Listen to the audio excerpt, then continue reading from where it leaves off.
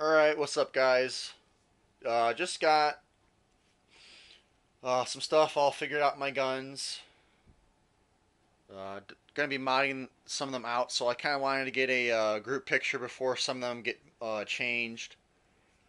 And plus, I didn't know if everyone has seen my little gun collection. I'm gonna start with the first couple guns I bought. Right here is my Savage. I forgot the exact model number. I think it's like a 93 R17. I forget what it is, but it's a 17 HMR caliber, and it came with a 3x9. Let's see here. It came with this scope here. It's a 3x9 times 40. So it was kind of a small for my taste for shooting far away. So I got a bigger scope on that one. I think you guys have seen it before, but the biggest change is I finally looked and found 10-round magazines for this sucker. Because when I first bought the gun, I couldn't find any magazines bigger than 5 rounds, and it kind of pissed me off because the 5-round magazines were still like 20 something bucks, 25 bucks. I mean, it was probably around 20 bucks. So anyways, I didn't want to buy a ton of those because I've only had 2 magazines for this thing. And I was looking. I mean, I haven't shot this gun in a while. I was just looking at my local gun shop, and saw these 10-round magazines. Hold on. That's one thing, you can't really take out these mags with one hand because they don't drop out. You have to kind of pull them out. Yeah, there it is, a 10-round magazine for the Savage. So I definitely like that. I mean, it wasn't that much at all. So I'm probably gonna keep that gun. I know I was gonna sell both of these varmint rifles because I don't shoot them that often, but that one I'm probably gonna keep. So yeah, that was the first gun I bought. Second gun is the Marlin. It's a 22 WMR. That's the one I am going to sell. So that's why there's no scope on there. I took it off. But I mean, it's a decent gun. It has like a carbon fiber laminate over the stock. So yeah, that's a good gun, but I don't shoot those that often, and that was my least favorite out of those two. Even though the 17 is more expensive on ammo, it's kind of ridiculous. But right, my next on the list was this Winchester 1300. It's a 20 gauge.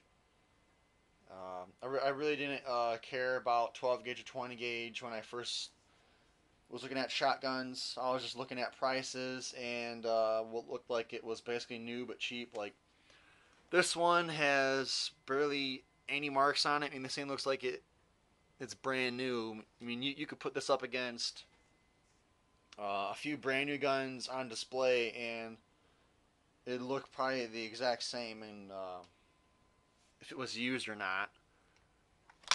So it's definitely a good gun. Haven't had any problems with, like, I mean, most pump action shotguns, there's very few problems with them because, I mean, I haven't used it that much. But actually, we just got a dual traps white wing automatic clay thrower, so I'll be giving a review on that and show you guys this gun in action finally. I don't think this has been in any other videos.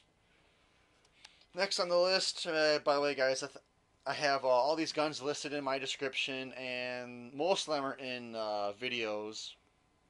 But yeah, this is my the next gun I bought was the Desert Eagle 1911G from Magnum Research.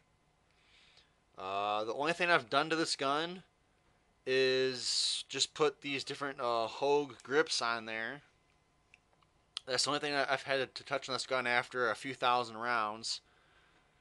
Of course, you buy different magazines. I have a few of those.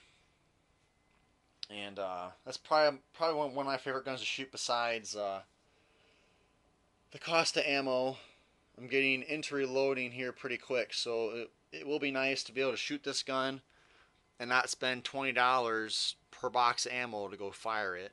I mean, I can get um, some ammo for 18 bucks, 17, but the ammo I prefer to use is around 18 to 20 bucks. If it is on sale at Walmart, they do have, I think, 100 round packs that sell for 30 bucks.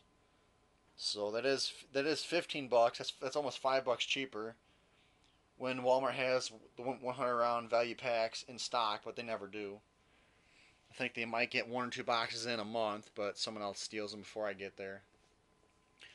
Anyways, I think what gun I bought after that one. But anyways, here is my Mosin Nagant that I obviously modded just a little bit. I'm gonna be putting more stuff on there, like a bipod, and then I'm getting the scout scope set up here. I'm getting a UTG tri-rail mount, but I'm gonna remove the side rails that go on. I'm just gonna keep the top rail, and I have a really nice. It's like a almost $400 Nikon. I think it's the Force XR extended eye relief pistol scope. That should be coming in pretty soon. I can't wait for that. I mean, it is kind of weird that the scope cost more than both of these guns, but I figured if I get another rifle, I've definitely been looking at other scout rifles to get. But if not, I'm going to have this gun forever, so might as well get a good scope that can actually last a long time against these hard recoil guns. Anyways, next one is my SKS that I have obviously changed over. I added a Tapco stock, cheap little grip, foregrip there. And my newest addition is this desk cover scope mount and the UTG 4x32 scope. I have one of my latest videos had some results from this, and this thing's like a tack driver now. Maybe not every single round, because I was shooting herders, steel case stuff, just simple 122 grain FMJ bullets. So nothing too spectacular for ammo, but this thing shot that herders pretty well. It took me one bullet after I set up the scope using the iron sights. It was actually pretty easy. All you do, because this gun,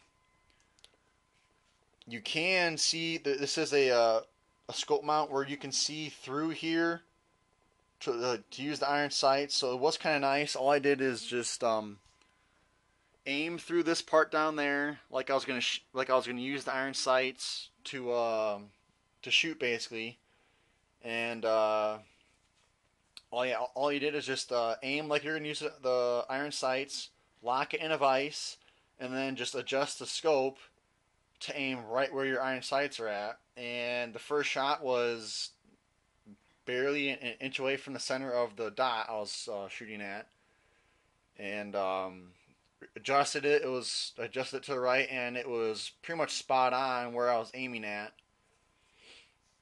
And the next two shots after the one hit the bullseye, the next two shots hit the bullseye as well. So didn't take very long to get sighted in. But I won't say anything yet about the scope. I haven't had more than 50 rounds through it.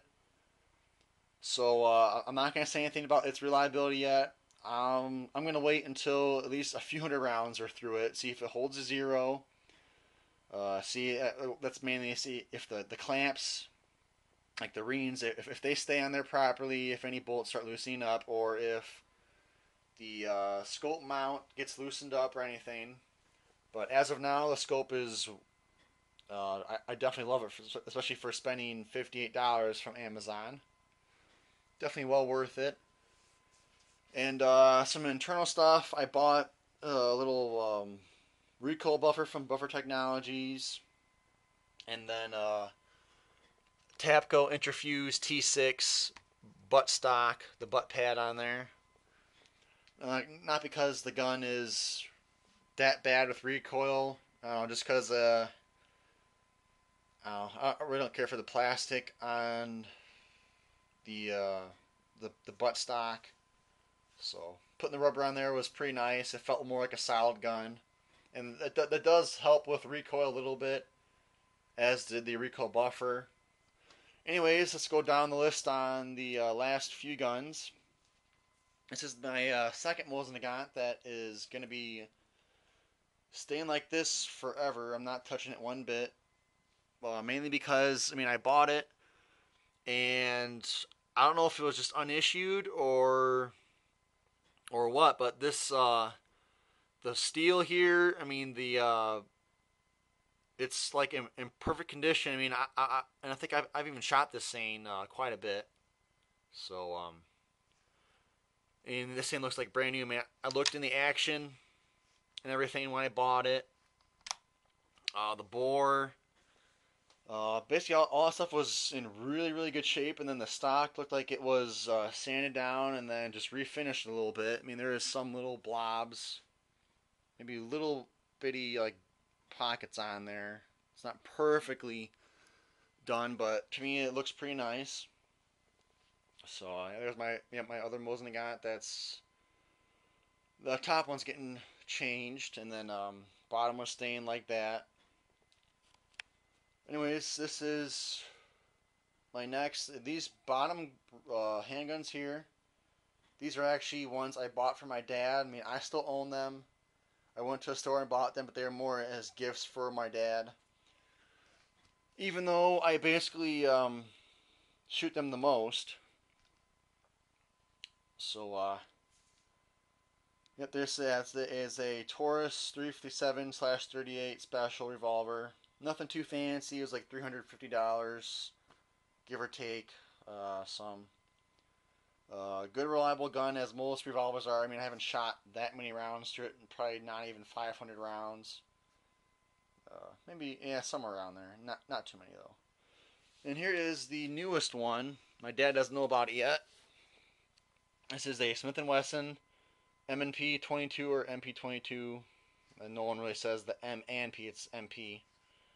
So this one was like $335 plus tax, which I feel that was pretty cheap. I mean, I got it at my local gun shop. He kind of hooks me up because I have bought quite a few things from him.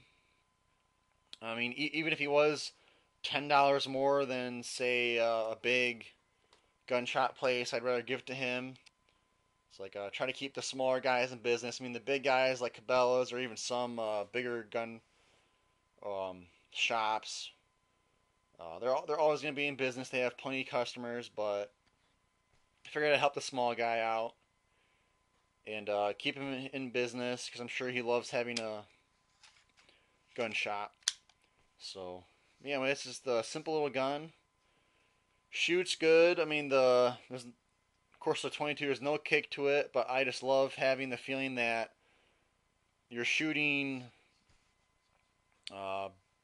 bullets that cost like 2 cents, 3 cents at like all day long instead of ones that cost 30 cents. So it is nice being able to spend $20 and get like 500 some odd rounds, then spending, of course, for my 45, that sucker's the cheapest ammo is $15. The ammo I usually shoot is a few bucks more. So yeah, for around $20, give or take a few bucks, you only get 50 rounds. This one you get 500. I mean, even a 9mm, you can get about 100 rounds for 20 bucks, so that's a little better. And then, of course, revolver, those are around $16, $17, $18 for 38s. I think 357 is a few bucks more. But anyways, that's the video, guys. Kind of wanted to update everyone on my gun collection. Kind of give you guys a heads up on what's been going on, what stuff I'm going to be changing, maybe reviewing, like the shotgun. I do have that White Wing automatic clay thrower that I will be reviewing here pretty quick. As with, I might be buying another SKS. It's a cheaper Chinese version that is a little roughed up, and I think they're definitely used.